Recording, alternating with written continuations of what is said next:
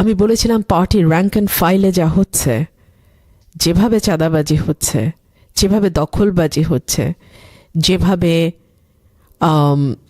বালু নিয়ে বালু মহলের ব্যবসা হচ্ছে, মাটি কাটার ব্যবসা হচ্ছে, মামলা বাণিজ্য হচ্ছে, ও মাই গড, মামলা বাণিজ্য হচ্ছে like anything. Party was very upset with me. কিন্তু দেখেন, আজকে অজান্তেই আপনি আমাকে 50-50 বলছেন। আমি ঠিক এটা বলেছিলাম যে যত দিন যাবে তত সাপোর্ট কমবে, এবং তাই হলো। 80-20 থেকে এখন আমরা 50-50-তে এসছি।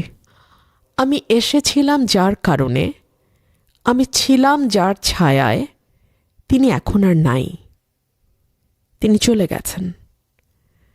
এই দলটার সাথে আমার আজকে অফিসিয়ালি দলের পক্ষ থেকে যাত্রা শেষ। So somehow I sense a connection there. আপনাকে তো প্রথমে নমিনেশন দেওয়া হয়নি, তারপরে আপনি ঘোষণা করলেন যে আপনি ইন্ডিপেন্ডেন্টলি করবেন। যেদিন খালেদা জিয়ার ইন্তেকাল হলো সেদিনই আপনাকে বহিষ্কার করাটা কি একটা, is it sending a message যে এখন things are going to B different? সেটা মানুষ বিচার করবে। তবে আজকের দিনে ইজা, বহিষ্কার বা যেটাই বলেন, কোনো সিদ্ধান্ত নেওয়ার জন্য কি দিনটাই ছিল? আমরা তো 2-3টা দিন অপেক্ষা করতে পারতাম না? রাষ্ট্রীয় শোক ঘোষণা করা হয়েছে। দেখুন, আপনি যদি বলতে চান যে শো মাস্ট গো অন, সেটা সেই ক্ষেত্রেই প্রযোজ্য হয় যখন আসলে শোটা ওই দিন না করলে আর শোটা হবেই না। সেই সময়ের ক্ষেত্রে বলা হয় শো মাস্ট গো অন। এটা কি ধরনের শো? এটা তো রাজনীতি, এটা তো আমরা ইউর ওয়ার্কিং ফর পিপল, তো এখানে তো সবই হচ্ছে মানবিকতার ব্যাপার। একদম তাই। আমাকে একজন প্রশ্ন করেছিলেন যে রাজনীতি আর আবেগ তো একসাথে হয় না। আমি তাকে বলেছিলাম, আবেগ ছাড়া রাজনীতি হয় না। মানুষ আবেগের বশে হাসতে হাসতে জীবন দেয়। রাজনীতিতে জীবন দেওয়ার অসংখ্য নজির আছে। মানুষ হাসতে হাসতে তার চিরটা জীবন মানুষের জন্য স্যাক্রিফাইস করে। এটা কেবলমাত্র রাজনীতিতেই সম্ভব। সো আমার কাছে আবেগ ছাড়া রাজনীতি ব্যবসা চেয়ে বেশি কিছু না। গত 12 বছরে তো সবচেয়ে বেশি আমরা আপনাকেই দেখে আসছি মিডিয়াতে ফাইটিং ফর বিএনপি। আপনি একমাত্র ছিলেন যে আওয়ামী লীগের এগেনস্টে কথা বলে আসছেন, খুব ওপেনলি ওদেরকে ক্রিটিসাইজ করে আসছেন, পার্লামেন্টে বলেন, মিডিয়াতে বলেন। এই সময় তো এখন বিএনপির অবস্থা খুবই ভালো। মোস্ট প্রবাবলি এখন ইলেকশনে ফেব্রুয়ারি 12 তারিখে 50-50 চান্স যে ওনারা পাওয়ারে আসবেন, তারেক রহমান প্রাইম মিনিস্টার হবেন। তো এই সময় আপনাকে বহিষ্কার করা, যেখানে 12টা বছর আপনি ওনাদের জন্য ওপেনলি আপনার লাইফ রিস্কে রেখে আপনি কথা বলে আসছেন। দেখুন, এই যে আপনি বললেন 50-50, এটা আমরা বলছি 25 সালের 30শে ডিসেম্বর। আপনি 24 সালের 30শে ডিসেম্বর যদি আমরা এটা নিয়ে আলোচনা করতাম, আমরা বলতাম 80-20। দেখেন, আনকনসিয়াসলি কিন্তু নিজেকে আননোটিসড অবস্থায় আপনি কিন্তু বললেন 50-50। কেন এই 30% কোথায় গেল? এটা নিয়ে আমি কথা বলেছিলাম গত বছর। আমি বলেছিলাম পার্টির র্যাঙ্ক অ্যান্ড ফাইলে যা হচ্ছে, যেভাবে চাঁদাবাজি হচ্ছে, যেভাবে দখলবাজি হচ্ছে, যেভাবে বালু নিয়ে বালু মহলের ব্যবসা হচ্ছে, মাটি কাটার ব্যবসা হচ্ছে, মামলা বাণিজ্য হচ্ছে, ও মাই গড, মামলা বাণিজ্য হচ্ছে like anything. Party was very upset with me. কিন্তু দেখেন, আজকে অজান্তেই আপনি আমাকে 50-50 বলছেন। আমি ঠিক এটা বলেছিলাম যে যত দিন যাবে তত সাপোর্ট কমবে, এবং তাই হলো। 80-20 থেকে এখন আমরা 50-50-তে এসছি। আর আপনি যেটা বললেন যে পার্টির এই সুসময়ে কেন, একটা বড় রাজনৈতিক দলে দুই ধরনের কর্মী সমর্থক নেতা থাকে। আমি কর্মী বলছি কারণ আমি নিজে যেহেতু কর্মী, সমর্থক তো বটেই, কর্মী। একটা হচ্ছে দুঃসময়ের কর্মী, একটা হচ্ছে সুসময়ের কর্মী। আমি দুঃসময়ের কর্মী and I am very happy with that. আর 3 হচ্ছে এটা দলের শৃঙ্খলার পরিপন্থী তো বটেই, স্বতন্ত্র নির্বাচন করা। কিন্তু দেন এগেইন কোয়েশ্চেন আসবে, আপনি যে প্রশ্নটি আমাকে করলেন যে 12 বছরে তো আপনাকেই ভোকাল দেখলাম, তাহলে আমিও তো পাল্টা প্রশ্ন করতে পারি যে তাহলে আমি তো সংসদে আমাকে প্রুভ করে এসছি হোয়াট আই ক্যান ডেলিভার, তাহলে আমার আসনে আমি নয় কেন? আমি কাজ করছি আজকে থেকে তো না, গত 10 বছর থেকে আমার কনস্টিটুয়েন্সিতে। আমার কনস্টিটুয়েন্সির এক্স মেম্বার অফ পার্লামেন্ট যিনি ছিলেন বিএনপি থেকে, উনি যখন আওয়ামী লীগে জয়েন করলেন তখন তো আমাকে হাইকমান্ড থেকে এনশিওর করা হয়েছিল যে আসনটা আমাকে দেওয়া হবে, এবং সেজন্য আমি দিনরাত পরিশ্রম করেছি। দল তার ওয়াদা ভঙ্গ করতে পারে, কিন্তু আমারও তো একটা কমিটমেন্ট আছে আমার নেতা কর্মীদের প্রতি। আমি তো আমার ওয়াদা ভঙ্গ করতে পারি না। সো আমাকে ইন্ডিপেন্ডেন্ট সিদ্ধান্ত নিতে হলো যে আমাকে ইন্ডিপেন্ডেন্ট ইলেকশন করতে হবে। আপনাকে যখন নমিনেশন দেওয়া হয়নি, আপনার সঙ্গে কি কোনো ডিসকাশন হয়েছে যে এটার রিজনটা কি ছিল? Not at all. Not at all. I wasn't even informed. My ashon was hanging ashon. And I haven't had any clue why. আমার কোনো ধারণা ছিল না। আপনার tenure with BNP as oppose to যাকে দেয়া হয়েছে, উইথ অল ডিউ রেসপেক্ট, ডিফারেন্সটা কি এখানে? ওনাকে কেন দেয়া হয়েছে আপনার জায়গায়? উনি জামায়াতে উলামায়ে ইসলাম বলে একটা হেফাজতের একটা পার্টি আছে, ওই পার্টির সঙ্গে দল জোট করেছে।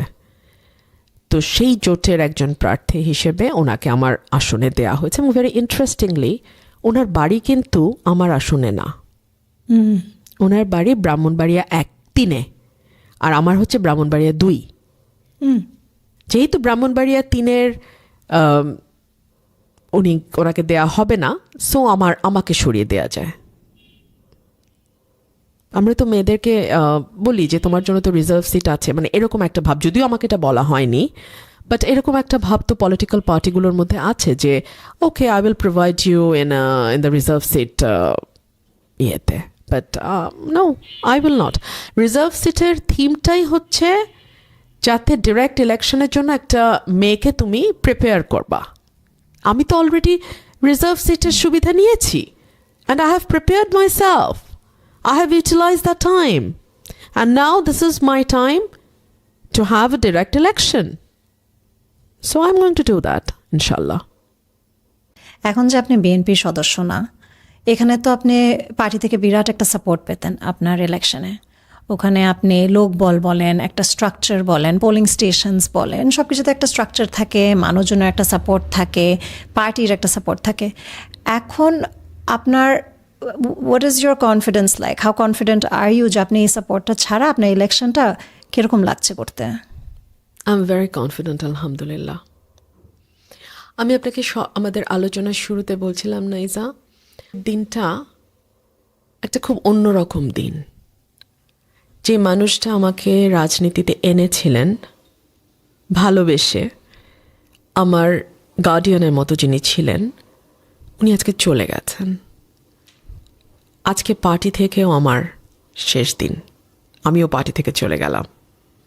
Very significant, very very significant. আমার এই স্বতন্ত্র নির্বাচনের মধ্যেও there is a mystery, let me tell you that. আমার বাবা 1973 সালে, আমার বাবা কিন্তু ফাউন্ডার মেম্বার্সদের একজন আওয়ামী লীগের। 73 সালে যখন আওয়ামী লীগের জোয়ার, সব সেট আওয়ামী লীগ পেয়ে যাচ্ছে, উনি স্বতন্ত্র নির্বাচন করেছিলেন আওয়ামী লীগের বিরুদ্ধে, অ্যান্ড হি ওন, উনি জিতেছিলেন। তাকে বেসরকারিভাবে বিজয়ী ঘোষণা করা হয়েছিল, বাট পরের দিন আওয়ামী লীগ ম্যানিপুলেট করে সিটটা, এবং তাহিরউদ্দিন ঠাকুরকে জয়ী ঘোষণা করা হয় আমাদের আসন থেকে।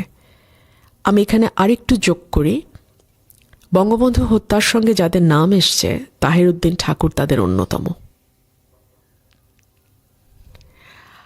আমি আমার নমিনেশন পেপার যেদিন সাবমিট করি সেদিন আমি মিডিয়াতেও এই কথা বলেছিলাম যে নৌকার জোয়ারের সময় আমার বাবা স্বতন্ত্র জিতেছেন। উপরওয়ালার কি ইচ্ছা, যেই দলের জন্য আমি 17 বছর লড়াই করলাম সেই দলটার যখন জেতার খুব ভালো চান্স, খুব ভালো পসিবিলিটি, তখন আমাকে স্বতন্ত্র করতে হচ্ছে একই আসন থেকে। History repeating. ইয়াস, আমি এখানে আমার এটা খুব রহস্যময় ইঙ্গিত মনে হয়, আমার আজকের বহিষ্কার এবং এই আসন থেকে আমার একক লড়াই ঠিক আমার বাবার মতো। এটা আমার কাছে ভীষণ রহস্যময়। আমি জানি যা আপনি মেডিটেশন করেন, আপনি you believe in power, you believe in energy. I'm also a strong believer. So আমি মনে করি জগতে কোনো কিছু কাকতালীয় নয়, কিচ্ছু কাকতালীয় নয়। যেটা যখন যেভাবে হওয়ার ঠিক সেটা তখন সেভাবেই হয়। সো 73-এ আমার বাবা যা করেছিলেন 26-এ আমি ঠিক তাই করতে যাচ্ছি। আপনাকে সবসময় ট্যাগ করা হয় অ্যাজ শেখ রুমিন। মাঝে মাঝে আপনি যখন নিউট্রাল কথা বলেন, বা আগে তো আপনি একটা সময় আওয়ামী লীগের খুব ক্রিটিক্যাল ছিলেন of Awami League and the ruling party. এখন আবার যখন 1.5 বছর ধরে অনেক আমরা চেঞ্জেস দেখছি, তখনও যখন আপনি কথা বলেন একটু বললে আপনাকে শেখ রুমিন বলা হয়। আপনার বাবা অলি আহাদ রাজনীতি করেছেন সে বঙ্গবন্ধুর সময় ল্যাঙ্গুয়েজ মুভমেন্টে, তখন তো আর কোনো পার্টি ছিল না। তো তারপরে ওনার একটা ফল আউট হয়েছিল বঙ্গবন্ধুর সাথে, যার জন্য উনি স্বতন্ত্র করেছেন। তো এই যে তারপরে এতটা বছর পরেও আপনাকে এখনও ট্যাগ করা হয় অ্যাজ আওয়ামী লীগ, আপনার কি মনে হয় এটার ব্যাপারে, কিরকম লাগে? এটা খুব ইন্টারেস্টিং। এটা ইন্টারেস্টিং এ কারণেই যে আওয়ামী লীগ যখন শোষকের চেয়ারে ছিল, শাসকের চেয়ারে ছিল, তখন I fought tooth and nail against them. But এখন চেয়ার পাল্টে গেছে, এখন শাসক এবং শোষকের চেয়ারে আরেকটা গ্রুপ অফ পিপল গেছে। আমার অবস্থান কিন্তু পাল্টায় নাই, আমার অবস্থান সবসময় মজলুমের পক্ষে। এখন কিন্তু আওয়ামী লীগ মজলুমের চেয়ারে। আই এম নট সেইং আমি আওয়ামী লীগের পক্ষে, বাট আমি যে কোনো অন্যায়ের বিপক্ষে। There is a thin line between these two. I am not in favor of anyone, but I am against any oppression. Any oppression, no matter what. আমার খুব কাছের কেউ যদি কাউকে অত্যাচার করে, অপ্রেস করে, অন্যায় করে, আমি ডেফিনেটলি তার বিরুদ্ধে দাঁড়াবো। That is how I am. So এখন যাদের অন্যায়, যারা দেশটাকে অস্থিতিশীল করতে চায়, যারা দেশটাকে ভুল দিকে নিতে চায়, যারা দেশটাকে কিছু মানুষের জন্য অবাসযোগ্য করে তুলতে চায়, যারা বিভেদের রাজনীতি উস্কে দিতে চায়, যারা উগ্রপন্থাকে রাজনৈতিক হাতিয়ার হিসেবে ব্যবহার করতে চায়, এবং সর্বোপরি যারা এই ছোট্ট কিন্তু জনবহুল দেশটাতে মানুষে মানুষে ভয়ানক বিভেদ এবং ঘৃণার চাষ করে একটা গৃহযুদ্ধের দিকে বাংলাদেশকে নিতে চায়, তাদের বিপক্ষে আমি দাঁড়াবই। তাতে আমাকে শেখ রুমিন বলুক কিংবা রুমিন রহমান বলুক, আমাকে বিএনপির নাম ধরে ডাকুক আর আওয়ামী লীগের নাম ধরে ডাকুক, আমার কিচ্ছু যায় আসে না। আমি এখনো মনে প্রাণে বিশ্বাস করি noisy people are very limited. আমরা ওদের নয়েজটা খুব শুনি, ওরা ফেসবুকে অনেক সরব, ওদের এক একজনের 500টা করে ফেক অ্যাকাউন্ট, ওরা বট বাহিনী চালায়। সো আমরা মনে করি ওরাই বোধহয় বাংলাদেশ। না, ওরা কিন্তু সংখ্যালঘিষ্ঠ, দে আর দ্য মাইনরিটি। মেজরিটি কিন্তু চুপ থাকে। হ্যাঁ, এই চুপ থাকার মাসুল দিতে হয় পুরো দেশকে। তারা চুপ থাকে এবং তাতে পুরো দেশটা আরও আরও ডিজাস্টারের দিকে যায়। কিন্তু ভিতরে ভিতরে কিন্তু তারা জানে যে what Rumin is saying is right, what she is doing is right. আমি হাসিনার আমলও দেখতাম আমার কানের কাছে এসে দেশের মানুষ ফিস ফিস করে বলে, আপা চালায় যান, যা বলতেছেন ঠিক বলতেছেন। মানে মনে হয় যেন চালানোর দায়িত্বটা খালি আমিই নিয়েছি, ওনারা শুধু চুপই করে থাকবেন। এখনও যারা মানে অ্যাটলিস্ট সেন্সেবল মানুষ, গুড সেন্স প্রিভেইল করে মেজরিটি, তারাও বলে আপা আপনি আছেন একটু বলেন, অ্যাজ ইফ বলার দায়িত্বটা আমার। If that is so that is so, আমাকে করতে হয়। being the voice of those who cannot speak up. আমরা এখান থেকে একটু কারেন্ট সিচুয়েশনের কথা একটু বলি। মব অ্যাটাক্স গত 1.5 বছর ধরে সব ধরনের জায়গায় আমাদের মব অ্যাটাক্স হচ্ছে। এখানে আপনার মাজার ভাঙ্গা বলেন, বাউলদের অ্যাটাক করা বলেন, তারপরে একজনের বাড়িতে চলে যাওয়া কোনো একটা মিসইনফরমেশন নিয়ে, কথা আমরা মব নিয়ে চলে যাই। কয়েকদিন আগে জেমসের কনসার্ট অ্যাটাক হলো, একটা 150 বছরের 185th অ্যানিভার্সারি ফরিদপুর জেলা স্কুলে একটা কনসার্ট হচ্ছে, ওখানে মব অ্যাটাক। মাঝে মাঝে আমরা বলি তৌহিদি জনতা, মাঝে মাঝে তৌহিদি না, জাস্ট এমনি মব হচ্ছে। এটা আমরা কন্ট্রোল করতে পারছি না কেন? আর আপনি যদি এখানে যদি you were the decision maker, আপনি কিভাবে হ্যান্ডেল করতেন এটা? আমি আগে আপনার প্রথম উত্তরটা দিই। আমরা পারছি না কেন? পারছি না কারণ এটা সরকার চাইছে না। সরকার চাইছে এটা জারি থাকুক। সরকারের খুবই গুরুত্বপূর্ণ ব্যক্তিদের আমরা বলতে শুনেছি এটা প্রেশার গ্রুপ, বলতে শুনেছি এটা ক্ষোভের বহিঃপ্রকাশ, বলতে শুনেছি যে ওরা দীর্ঘদিন যেহেতু বলার সুযোগ পায়নি, তাদের ভেতরে যে রাগ, যেই দুঃখ, যেই কষ্ট, এটা তার বহিঃপ্রকাশ। গত 1.5 বছর ধরে আপনি এই রাগ ক্ষোভের বহিঃপ্রকাশ ঘটতে মানে ক্রমাগত ঘটতেই দিলেন। Extra judicial killing, cross fire, একদম না, একদম না। Within the 4 corners of the paper আমি ব্যবস্থা নিতাম। 3 হচ্ছে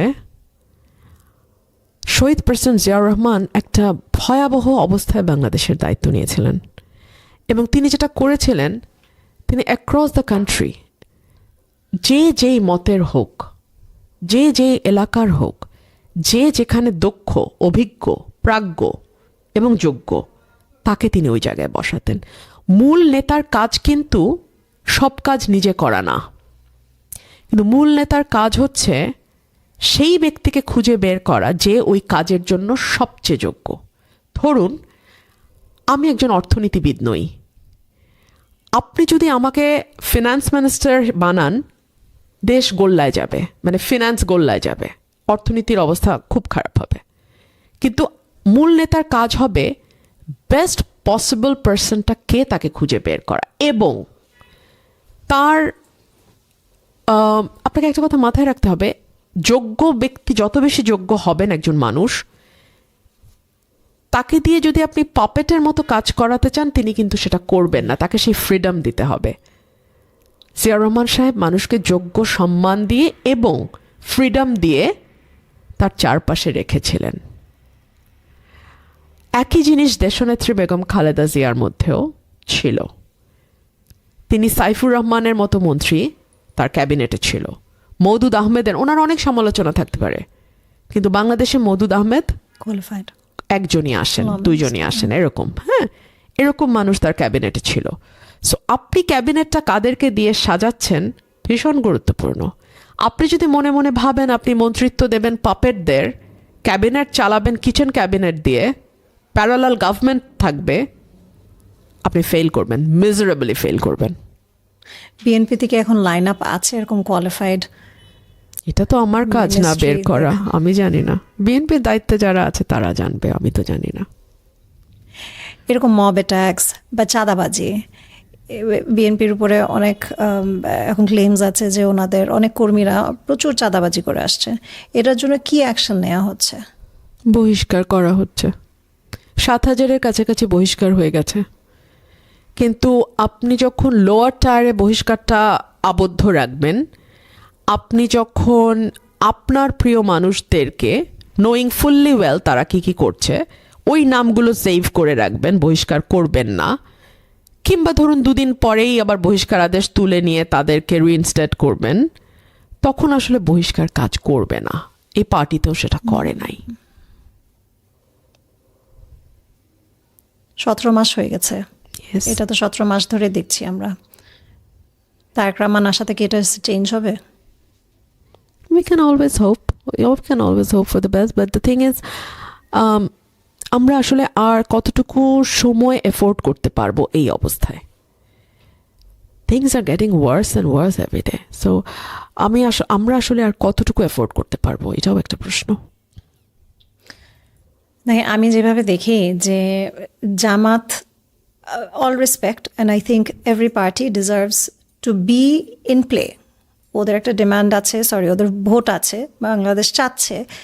এখন আমার জন্য ওনারা তো কোনোদিনও বাংলাদেশ অ্যাকনলেজ করেনি। তো আমি একটা ফ্রিডম ফাইটারের মেয়ে, তো আমার জন্য that makes a very big difference.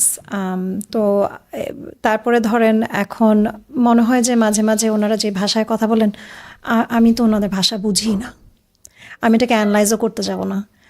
ওনারাও হয়তো বা আমার ভাষাও বুঝবে না। এখন দুজন যদি 2 রকম ভাষা বলি, এখানে তো কখনো মিল হবে না। তো আমার ভোট দিতে হলে আমার একটা পার্টি আছে। সো আমার মতো এরকম অনেকে আছে যে আমরা খুব ধরে বসে আছি যে Tarique Rahman will be a very big change. আর না হলে আপনাদের মতো কিছু যে ইন্ডিপেন্ডেন্ট ক্যান্ডিডেটসদের উপরে আমাদের প্রচুর ভরসা। And we're looking at all of you with a lot of hope. Thank you so much. That being said, again, I'm a true believer of a democratic country, যেখানে আমার মনে হয় না যে আমাদের কোনো পার্টিকে কখনো ব্যান করা উচিত। জামাতকেও ব্যান করাটা ওয়াজ রং। আই অলসো থিঙ্ক আওয়ামী লীগকে ব্যান করাটা এখনও, এটা বললেও হয়তো বা এখন আমাকে ফ্যাসিস্ট বলা হবে, কিন্তু I think everyone should be at play. People should be able to select. While I don't, again, I'm going to keep reiterating, while I don't understand the language of Jamaat, I think they should still be at play. I do agree with you, totally. And যখন আওয়ামী লীগকে ban করা হলো, তখনও কিন্তু আমি বলেছিলাম যে কাগজে কলমে ব্যান করা কোনো রাজনৈতিক দলকে আসলে আপনি মাঠ থেকে মুছে ফেলতে পারবেন না, রাজনীতি থেকে মুছে ফেলা যায় না। ফেলা গেলে জামাতকে 2024-এ শেখ হাসিনা ব্যান করেছিল, কিন্তু দেখেন জামাত কিন্তু এখন very close two power. Very close to power. সুতরাং আপনি আসলে কাগজে কলমে কাকে রাখলেন আর কাকে বাদ দিলেন কিছু যায় আসে না। আপনি কি জানেন বাংলাদেশে কিন্তু মুসলিম লীগ বলে একটা পার্টি এখনো টিকে আছে? তাই? Yes, Wow. ইয়েস, এখনো? এবং ওনার ওখানে ওটার যিনি সভাপতি, ওনাকে আমি খুব ভালো চিনি। উনি একজন senior advocate, very learned person. কি করেন? মোহসেন রশিদ, উনি প্র্যাকটিস করেন। He is a full time practitioner in court. ওনাদের কোনো সিট আছে পার্লামেন্টে? না, এই মুহূর্তে নাই, না। কিন্তু আমি এটা বলছি এ কারণেই যে ধরুন কাগজে কলমে নিষিদ্ধ না হলে আমরা কিন্তু কেউ জানি না মুসলিম লীগের কথা। সেজন্যই আমি এটা বলছি। Yes, it's very surprising.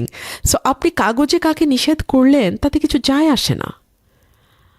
যে কোনো দলের, বড় দলগুলো বাংলাদেশে, BNP, Awami League, minimum 30% reserve vote.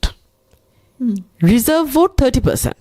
Floating ধরলে এটা sometimes it goes up to 40-42%. তো what will you do with that 30% people? আপনি কি তাকে, will you throw them in Bangopasagar? Will that work? এভাবে হয় না তো। সেজন্য আমি প্রথম থেকে বলেছিলাম ট্রুথ অ্যান্ড রিকনসিলিয়েশনের বাইরে বাংলাদেশে আর কোনো পথ নাই। ছোট একটা দেশ, ঘনবসতি, প্রত্যেকে প্রত্যেকের আত্মীয়, প্রত্যেকে প্রত্যেকের পরিচিত, মোরাললেস, সোসাইটি ওয়াইজ মোরাললেস। আপনি এখানে ঘৃণা এবং বিভেদের চাষ যত করবেন, যত বাড়াবেন, দেশটাকে আপনি তত ভালনারেবল করবেন। ছোট দেশ, ঘনবসতি, ইকোনমিক্যালি নট ডুইং গুড, এই সকল কিছু যদি ফ্যাক্টরসগুলো আপনি এক করেন, আপনি দেখবেন যে আমাদের ঐক্য এবং সংহতির বাইরে আর কোনো উপায় নাই। আমাদের ভৌগোলিক অবস্থানটা এমন যে এই দেশটার দিকে আমেরিকার যেমন নজর আছে, চায়নার নজর আছে, ভারতের নজর আছে, এখন তো পাকিস্তানও নজর দিচ্ছে, তাই না? মিয়ানমারের সাথে আমরা বর্ডার শেয়ার করি, একটা অস্থিতিশীল দেশ। ভারতের ব্যাপারে আমাদের ভীষণ রকম এক ক্ষোভের ব্যাপার আছে বাংলাদেশের মানুষের। 3 দিক ভারত দ্বারা আমরা সারাউন্ডেড। সো আপনি আসলে এই দেশটায় নিজেদের মধ্যে যদি সংহতি এবং ঐক্য না থাকে, আপনার পক্ষে আগানো খুব মুশকিল। বাংলাদেশে প্রতি বছর 2.2 million people are joining the workforce, কিন্তু আমাদের কোনো স্কিলড ওয়ার্কারের ডেভেলপমেন্ট হচ্ছে না। আমরা 2024-এ যে মুভমেন্টটা দেখলাম, আপরাইজ বলেন, এটা কিন্তু হয়েছে আমাদের ল্যাক অফ এমপ্লয়মেন্ট স্কিলসের জন্যে, কোটা, জব কোটাটা নিয়ে। তো জব কোটা যতই আপনি ডেভেলপমেন্ট হোক না কেন দেশে, যত কিছুই নিয়ে আমরা রাজনীতি নিয়ে কথা বলি না কেন, আমাদের যদি চাকরি ভালো না হয়, পেটে ভাত যদি না থাকে, তাহলে তো কোনো কিছুই ভালো হবে না। How can we make our unskilled workers more skilled workers, আর how can we grow this whole bucket? কয়েক বছর আগে প্রথম আলোতে একটা নিউজ এসেছিল যে একজন টাইলস মিস্ত্রি পার মান্থ অলমোস্ট 90,000 থেকে 1 লাখ টাকা ইনকাম করে। তো একজন একটা কলাম লিখেছিল যে তাহলে আমরা কেন একজন মানে গ্র্যাজুয়েট হয়ে ওই চাকরির পিছনে না দৌড়ে টাইলস মিস্ত্রি কেন হচ্ছে না? বিকজ আমাদের একটা ট্যাবু আছে আমাদের সমাজে, আমাদের সোসাইটিতে, যে আমার ছেলেকে MA পাস করতে হবে, MA পাস না করলে আমরা মানে হলো না, এটা হতে হবে। এটা সমাজের চাপ, আমাদের পারিপার্শ্বিক চাপ।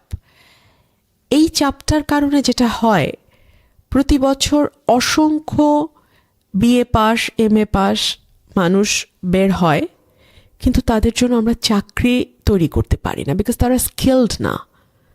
অন দি আদার হ্যান্ড, আপনি যদি দেখেন যারা কোনো না কোনো কাজে দক্ষ, অর্থাৎ কেউ হয়তো টাইলসের কাজ করছে, কেউ হয়তো কাঠের কাজ জানে ভালো, কেউ হয়তো অন্য কোনো ট্রেনিং নিয়েছে, কম্পিউটারে ট্রেনিং নিয়েছে, হয়তো সে গ্র্যাজুয়েট না, তাতে কিছু যায় আসে না, সে ঘরে বসে লক্ষর উপর টাকা ইনকাম করতে পারছে। সো এই যে আমাদের চিন্তার প্রসারতা, এটা কিন্তু বাড়াতে হবে। আমরা যখন দেশের বাইরে যাই, তখন একজন প্লাম্বার ডাকতে গেলে আমাদের হার্টবিট বেড়ে যায়। You know it very well না, যে আল্লাহ কি জানি বিলটা আসে, $100 কম, $100 কম তো হবে না। সবচেয়ে মজা, একবার আমার এক আত্মীয়র বাসায় বেড়াতে গিয়েছিলাম আমেরিকায়, তো দেখি ওনার মুখটুক কালো হয়ে গেছে, একটু প্রবলেম দেখা দিয়েছিল ইয়েতে, স্যানিটারি প্রবলেম। তো বললাম যে তুমি এটা ডাকো, প্লাম্বার ডাকো, হয়ে গেল। বলে ডাকবো তো ঠিকও হবে, কিন্তু তারপরে যে আমার হার্ট অ্যাটাক হবে ওইটা আমি কিভাবে সামাল দিব, তার চেয়ে আমি চেষ্টা করি হাউ টু ফিক্স ইট। তো আমাদের দেশে কিন্তু আমরা এই মানুষগুলোকে সম্মানও দেই না, এবং সেই পেশাগুলোকেও আমরা সম্মানের চোখে দেখি না। সো আমার মনে হয় যে অনেক ডাইভার্সিফাই করা যায় পুরো ব্যাপারটা। আমরা যদি সবাই ওই তথাকথিত MA BA এর দিকে না দৌড়ে আমরা যদি স্কিলড লেবারের দিকে ফোকাস করি, ভালো হয়। আর 2 হচ্ছে, MA BA পাশ করলে অসুবিধা নাই, কিন্তু মুশকিল হলো যে একটা লাইন শুদ্ধ করে বাংলা বা ইংরেজি লিখতে পারে না, ইংরেজি বিশেষ করে আমাদের দুর্বলতা আছে, বলতে পারে না, কমিউনিকেট করতে পারে না। সে কারণে দেখা যায় যে ম্যানেজারিয়াল পোস্ট এবং তার উপরে যে পদগুলো আছে, ভারত থেকে আমাদেরকে মানুষ হায়ার করতে হয়। এই যে আমরা বলি এত মানুষ এই দেশে কাজ করে বিদেশ থেকে এসে, ভারতে বিশেষ করে ভারতীয়রা কাজ করে, কেন করে? আমাদের মানে যারা গার্মেন্ট চালান তারা বলেন যে ওরা যত দ্রুত কমিউনিকেট করতে পারে, আমার দেশের একটা ছেলে, MA পাস ছেলে পারে না তারা ইংরেজিতে কমিউনিকেট করতে, লিখতে পারে না শুদ্ধ করে। সো এই জায়গাগুলো আমার মনে হয় যে আমরা ল্যাঙ্গুয়েজ এর উপরে আমাদের জোর দিতে হবে, ভাষাগত শিক্ষার উপরে আমাদের জোর দিতে হবে, এবং আমাদের যে একটা ট্যাবু আমাদের মধ্যে কাজ করে যে আল্লাহ ওটা করবো না, ওই কাজ করবো না, ওইটা করবো না, এটা না করে স্কিলড লেবার কি করে হওয়া যায়, স্কিলড ওয়ার্কার কি করে হওয়া যায়, সেইটার দিকে আমাদের ফোকাস করা উচিত। আমাদের ভাষাগত যেই ব্যারিয়ারটা আছে সেটাকে ওভারকাম করতে হবে। আমাদের ছোটবেলা থেকে ইংরেজির উপর জোর দিতে হবে। আপনি, আমার বাবা ভাষা আন্দোলনের মূল নায়ক। তিনি 144 ধারা ভঙ্গের জন্য সবচেয়ে প্রথম তিনি বলেছিলেন, এবং তিনি বলেছিলেন নো নো নো। যখন বলা হয়েছিল Urdu shall be the state language of Pakistan, then he was in that meeting, he was present, and he said no no no. So he was the man. But উনি সারা জীবন বলে এসছেন বাংলা খুব ভালো করে শিখবা, ইংরেজিও খুব ভালো করে শিখবা, কারণ একটা বৈশ্বিক ভাষা, এটাকে তুমি আবেগ দিয়ে অতিক্রম করতে পারবা না, তোমাকে একটু ভাষাটা জানতে হবে, অ্যাটলিস্ট বেসিক ল্যাঙ্গুয়েজ ইয়েটা তোমার থাকতে হবে। এনপিএল, নন পারফর্মিং লোনস, বা যেটাকে বলা হয় ব্যাড Bad লোনস, loan. যেটা হচ্ছে আমরা যে ঋণটা নিচ্ছি ওটা ফেরত দিচ্ছি না, বাংলাদেশে 35%, যেখানে ধরেন ভারতে হচ্ছে 2%, 2.1 as opposed to 35-36%। ম্যাসিভ একটা ড্যামেজ আমাদের ইকোনমিতে হয় এটা থেকে। এত আর মোস্টলি দেখা যায় যে আমরা এগুলো তো আসছে বড় বড় অর্গানাইজেশনস যারা নিচ্ছেন এই টাকাগুলো। এটা কি আমাদের জন্য একটা failure, and how can we fix it? আমাদের দেশে গত 15 বছরে ব্যাংক অনুমোদন দেওয়া হয়েছে রাজনৈতিক পরিচয়ের ভিত্তিতে। ব্যাংকের বোর্ড, যেটা ম্যানেজিং বোর্ড, যেটা ব্যাংকের পরিচালনা বোর্ড, সেটাতে মানুষ বসানো হয়েছে পলিটিক্যাল আইডেন্টিটি দেখে। আমাদের মন্দরিনের সংস্কৃতি, আমরা এটাকে একেবারে একটা শিল্পে পরিণত করেছি। কীরকম? আপনি এক ব্যাংকের পরিচালক, আমি আরেক ব্যাংকের পরিচালক, আমরা দুজন মিলে ঠিক করলাম, কারণ যার ব্যাংক সে লোন নিতে পারে না, আপনার ব্যাংক থেকে আমি নিব, আমার ব্যাংক থেকে আপনি নেবেন, এবং কোনো কাগজপত্রের ঠিক নাই, কোনো যেটা মর্টগেজ দিচ্ছি সেগুলোর কোনো কিছুর হদিশ নাই, কোনো কাগজপত্র দেখা হয় না, লোন স্যাংশন কিন্তু হয়ে যাচ্ছে, 500 কোটি টাকা নিয়ে আমি দেশের বাইরে পাচার করে দিচ্ছি। এই সংস্কৃতিটাকে আমরা হৃষ্টপুষ্ট করে শিল্পের পর্যায়ে নিয়ে গেছি। তারপরে ধরুন আমরা যেটা দেখেছি গত কয়েক বছরে, যে ঋণ ফেরত না দেবার একটা সংস্কৃতি। ওই একটা মামলা করছে, বছরের পর বছর ধরে অর্থঋণ আদালতে সেই মামলা ঘুরপাক খাচ্ছে। সো যতদিন পর্যন্ত সেই মামলা চলবে ততদিন পর্যন্ত আসলে ঋণ ফেরত দেওয়ার কোনো তাগাদা নেই। তারপরে যেটা হচ্ছে, আমরা রিশিডিউল করছি, সময় যায় আমরা আবার একটু টাকা দিয়ে আবার রিশিডিউল করি, আবার একটু টাকা দিয়ে আবার রিশিডিউল করি। এতে যেটা হয়, মাঝারি এবং ক্ষুদ্র শিল্প যাদের আছে, স্মল ইন্ডাস্ট্রি, কটেজ ইন্ডাস্ট্রি যাদের, তারা সাফার করে, তারা কিন্তু লোন পায় না। ইন্টারেস্ট রেটটা তো অনেক high, very high, demand supply, we can't afford it, এবং যে কারণে দেখা যায় বড় বড় মাছ যারা, তারাই কিন্তু ব্যাংকগুলোকে খেয়ে ফেলে। বড় বড় মাছগুলোর কারণে ছোট ছোট মাছগুলো বাজারে প্রতিযোগিতায় টিকতে পারে না, তারা থাকতে পারে না। এখন যে সলিউশনটা দেওয়া হচ্ছে যে মার্জিং দ্য ব্যাংকস, যে ধরেন এখন 25টা ব্যাংকে কমিয়ে মার্জ করে 5টা ব্যাংক করে ফেলা হবে, এটার ব্যাপারে আপনার কি মনে হয়? দেখুন, since I'm not an economist, it's very difficult for me to make a comment. But what I think, যে লোন দেওয়ার আগে first you make sure that you will get it back. Secondly, Due diligence-টা করা। absolutely. And ব্যাংকের যেই legal section থাকে, প্রত্যেকটা ব্যাংকের legal section থাকে, একটা সাইট থাকে, ওদের কাজ হচ্ছে যে ভেট করা, যে কাগজগুলো দিচ্ছে, মর্টগেজ দেওয়ার যে কাগজপত্রগুলো দিচ্ছে, ওগুলো সব ঠিক আছে কিনা। সেগুলো যদি দেখে সঠিক মতামতের ভিত্তিতে লোন দেয়া না দেওয়ার সিদ্ধান্ত নেওয়া হয়, disregarding the political identity and friendship, তাহলে কিন্তু লোনগুলো রিকভারি করাটা অনেক ইজি হয়ে যায়। 3 হচ্ছে, আমরা কিন্তু ক্ষুদ্র এবং মাঝারি শিল্পকে কোনো প্রণোদনা দেই না, কোনো ইনসেন্টিভ দেই না, তাদের জন্য লোন পাওয়াটাও আমরা খুব ডিফিকাল্ট করি। অথচ ওরা কিন্তু অনেস্ট বিজনেসম্যান, ওরা কিন্তু অনেস্ট বিজনেস, কি বলবো, যে ইনস্টিটিউশন, ওরা কিন্তু ফেরত দিতে চায়, বিকজ ওরা এই দেশেই ব্যবসা করবে এবং এই দেশেই মানি রান করবে, মুভ করবে, এই দেশের মধ্যেই করবে। বড় বড় ব্যবসায়ী, বড় বড় গ্রুপগুলো তো শত শত হাজার হাজার কোটি টাকা বিদেশে নিয়ে ওখানে তারা একটা সেফ জোনে রাখে, কিন্তু ছোট ছোট ব্যবসায়ীগুলো তো তা করে না। কিন্তু আমাদের interest rate is so high, it is very difficult for them to manage a loan. আবার ওদের জন্য সব নিয়মকানুন কঠোর হয়ে যায়, কিন্তু বড় বিগ ফিশদের জন্য কোনো নিয়মকানুনই কাজ করে না। সো এই জায়গাগুলোতে রিফর্ম আনা দরকার। এবং আমি যেটা বলছি যে প্রত্যেকটা ইনস্টিটিউশনকে তার নিজের ভিত্তির উপরে দাঁড়াতে দিতে হবে। আমরা সব কিছু পলিটিসাইজ করে ফেললে তো হবে না। Very difficult. আমি মূলত আমাদের আয়ের উৎস, আমাদের যেই প্রবাসী ভাইয়েরা আছেন তারা ওখান থেকে আমাদের যেই বৈদেশিক মুদ্রাটা পাঠান সেটা, আর বাংলাদেশের গার্মেন্টস ইন্ডাস্ট্রিগুলো, এই দুটোকে ভিত্তি করে গত 40 বছর তো আমরা চললাম। হ্যাঁ, 70-এর দশকের শেষে জিয়াউর রহমান সাহেব এটা তৈরি করে দিয়ে গেছেন, এবং তারপরে এই যে এখন 26 সাল চলে আসলো, এতগুলো বছর আমরা এটার উপর চললাম, মোর দ্যান 40 ইয়ার্স। আমরা কিন্তু অন্যদিকে আমাদের যাতে বৈদেশিক মুদ্রা আরও বিভিন্নভাবে আমরা আয় করতে পারি সেদিকে আমরা ফোকাস করি নাই। আমরা ওই দুটো জায়গায় ফোকাস করলাম। আবার এই দুটোরও আমরা মানে যেটাকে বলি যে ধরেন রেমিটেন্সের ব্যাপারটা যদি আমরা ধরি, আমরা দক্ষ শ্রমিক কিন্তু বাইরে পাঠাই না।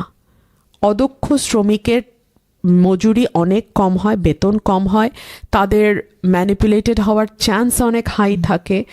আবার অনেকে আছে যারা হয়তো সরকারিভাবে যায় না, জনশক্তি রপ্তানি আমাদের যেই ব্যুরো আছে সেখান থেকে না গিয়ে, মানে ফর্মাল প্রসেসে না গিয়ে, প্রপার চ্যানেলে না গিয়ে, অনেকে আছে যারা ভূমধ্যসাগর পাড়ি দিয়ে, হ্যাঁ, ইটালি বা ইউরোপের দেশগুলোতে পৌঁছানোর চেষ্টা করে। সো এগুলোতেও সরকারের খুব একটা নজরদারি নাই। তারা জীবনের ঝুঁকি নিয়ে দেশের বাইরে যায়, আনস্কিল্ড লেবার, এবং তাদের কোনো মানে প্রপার চ্যানেলে যায় না। সো তারা যে কাজ পাবে, ঠিক মতো কাজ পাবে সেটাও না, তারা জীবনের লাইফ রিস্ক নিয়ে তারা যাচ্ছে। সেটাকে নজরদারির মধ্যে আনা, তাদের জন্য ট্রেনিংয়ের ব্যবস্থা করা। আবারও আমি বলবো ইজা, ভাষার শিক্ষা খুব জরুরি। আপনি যেই দেশে পাঠাবেন সেই দেশের বেসিক ল্যাঙ্গুয়েজটা যদি না জানে, আর বেসিক ল্যাঙ্গুয়েজ সেই দেশেরটা যদি আপনি না পারেন, অন্তত আন্তর্জাতিক স্বীকৃত যেই ভাষা ইংরেজি, সেটাতেও যদি আপনার বেসিক শিক্ষাটা না দিয়ে পাঠান, তাহলে কিন্তু আপনি এই সেক্টরটাতে এর চেয়ে আর ভালো করতে পারবেন। আপনি কিন্তু এক জায়গায় আটকে আছেন আজকে বহু বছর, এর চেয়ে বেটার আপনি করতে পারবেন না। আর গার্মেন্টের যেটা, আমাদের গার্মেন্ট ইন্ডাস্ট্রি যারা চালান, অনেক সময় দেখা যায় যে আমাদের যে ওয়ার্ক ফোর্স তারা সেখানে কাজ করে, তাদেরকে সব দলই পলিটিক্যালি ইউজ করে। ধরুন যখন যেই দল ক্ষমতায় থাকে তাদেরকে চাপে ফেলার জন্য একদিকে যেমন বিরোধী দল শ্রমিক নেতাদেরকে ব্যবহার করার চেষ্টা করে, আবার যখন সরকারি দল যারা, তারাও শ্রমিক নেতাদেরকে একভাবে ব্যবহার করার চেষ্টা করে। অর্থাৎ একটা আনরেস্ট সবসময় আপনি খেয়াল করবেন এই গার্মেন্ট ইন্ডাস্ট্রিকে ঘিরে, দেশের ভেতরেই এক ধরনের আনরেস্ট আছে।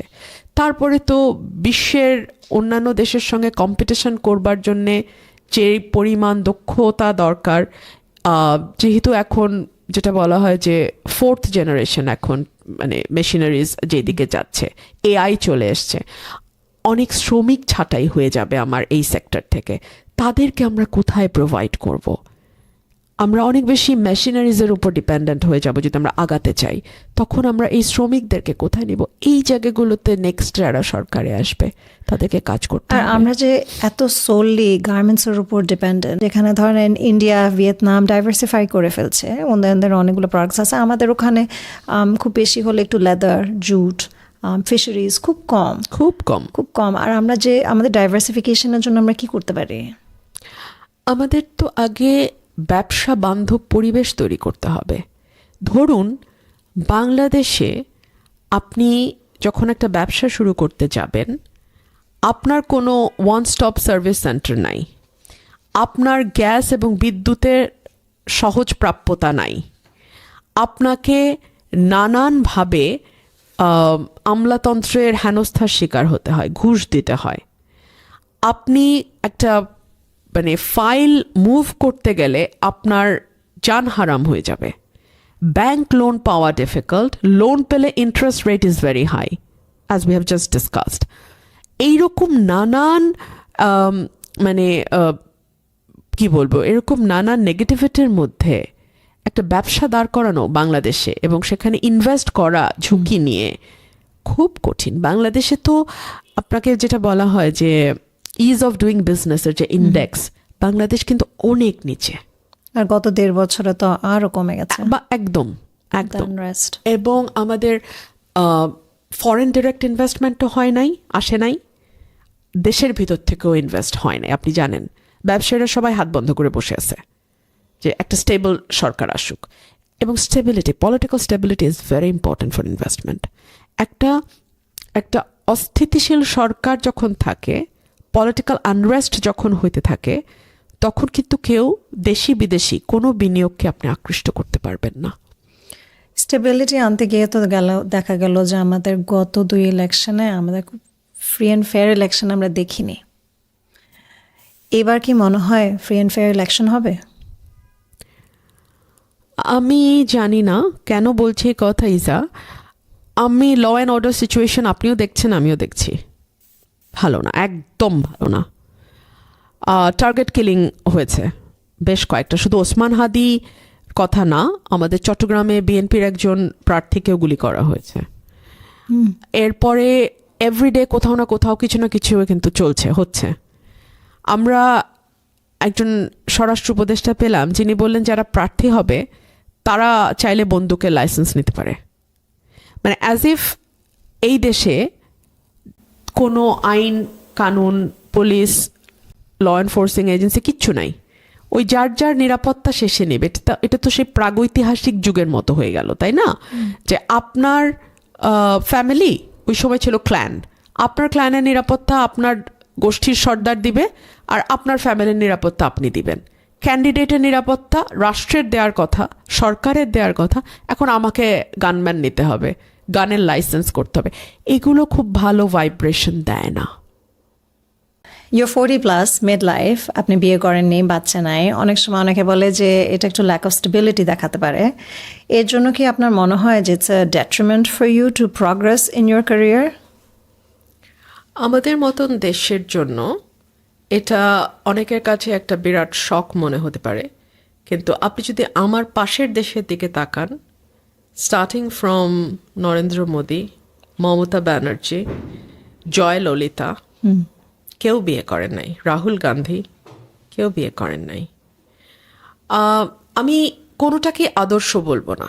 বিয়ে করতেই হবে এটা যেমন আদর্শ হতে পারে না, বিয়ে করাই যাবে না এটাও কোনো আদর্শ না। প্রত্যেকটা মানুষের জীবন আলাদা, চিন্তা আলাদা, অভিজ্ঞতা আলাদা, পরিকল্পনা আলাদা। আপনার জীবন আপনার মতো করেই গুছাতে হবে। আমি আমার জীবন আমার পরিকল্পনা অনুযায়ী গুছিয়েছি। আপনার বিলিফ সিস্টেম কি? আমি অসম্ভব রকম খোদা ভক্ত। আমি বিশ্বাস করি, মনে প্রাণে বিশ্বাস করি, কারণ আমাকে দীর্ঘ 20 বছর হয়ে গেল এখন অলমোস্ট আমাকে একা চলতে হয়েছে। আমার বাবা নাই, আর বাবা 12 সালে মারা গেলেও 2004 সাল থেকে উনি বেড রিডেন। আমার মা এখন বিছানায় গত 10 বছর ধরে। আমাকে একদম একা পথ চলতে হয়েছে। বাংলাদেশের মতন এত কমপ্লিকেটেড একটা দেশে এত নানান রকম, মানে আমি কি বলবো, নানান রকম আপস অ্যান্ড ডাউনসের মধ্যে আমার আল্লাহ যদি আমাকে পথ না দেখাতেন, আমার আল্লাহ যদি আমার পাশে আমার হাত ধরে না থাকতেন, আমাকে গাইড না করতেন, let's put it in this way, আমার পক্ষে পথ চলা সম্ভব হতো না। আমাকে অনেকেই জিজ্ঞেস করেন, আজকেও আপনি কয়েকবার বলেছেন আমার সাহসের কথা। আমার সাহসটা আমার ভিতর থেকে আসে, আমার কলবের মধ্যে থেকে আসে, এবং এটার সোর্স অফ পাওয়ার, আমার এই সাহসের উৎস আমার খোদা, আমার আল্লাহ। ধরুন আমি নিশ্চিতভাবেই জানি যে একটা জোয়ার চলছে একটা দলের, যার 17 বছর কোনো নাম নিশানা ছিল না। যখন ছিল না তখন আমি তার সাথে ছিলাম, সেটা যেমন সাহসের। যখন সে ক্ষমতার কাছাকাছি তখন তাকে ছেড়ে আসাটাও সাহসের, দুটোই সাহসের। এবং এটার উৎস হচ্ছে সততা, সত্য। এবং আমার কাছে খোদা হচ্ছে সত্য, যেটাই সত্য, যেটাই পিওর, সেটাই খোদা। সেই খোদা হচ্ছে পিওর। পিউরিটি। আপনার মধ্যে প্রচুর কারিজমা। আমি শুধু কারিজমা বলবো না, আপনি মনের কথাটা মুখ দিয়ে বলেন, আর আপনার ভীষণ মানুষজন আপনাকে ট্রাস্ট করে। এখানে আপনি এখন রিসেন্টলি নমিনেশন দিয়েছেন ইন্ডিপেন্ডেন্টলি করার জন্যে। আজকে আমরা আপনার বিএনপি ত্যাগ করারও বহিষ্কার হওয়ারও কথা বললাম। এখন প্রচুর মানুষ আপনার দিকে তাকিয়ে আছে ফর লিডারশিপ। নেক্সট কি? আমার সামনে দীর্ঘ রাস্তা আমি দেখতে পাই। একজন পলিটিশিয়ানকে কিন্তু ফোর্সি করতে পারতে হবে, দেখতে পারতে হবে, ভিশনারি হতে হবে, সামনে কি আছে এটা বুঝতে পারতে হবে। আমি দীর্ঘ রাস্তা দেখি, এই রাস্তায় অনেক বাধা থাকবে, চ্যালেঞ্জ থাকবে। বাংলাদেশটা একটা নতুন দিকে মোড় নিয়েছে। এই দিকের ভালো যেমন আছে, মন্দও কম না। এই সকল কিছুর মধ্যে আমাকে লড়াই করে টিকতে হবে। আমি ভেতর থেকে সাহস পাই, তার মানে খোদার সায় আছে সেখানে। আমি এটুকুই এখন বলি। রুমিনা বা, আপনার কাছে অনেক অনেক ধন্যবাদ।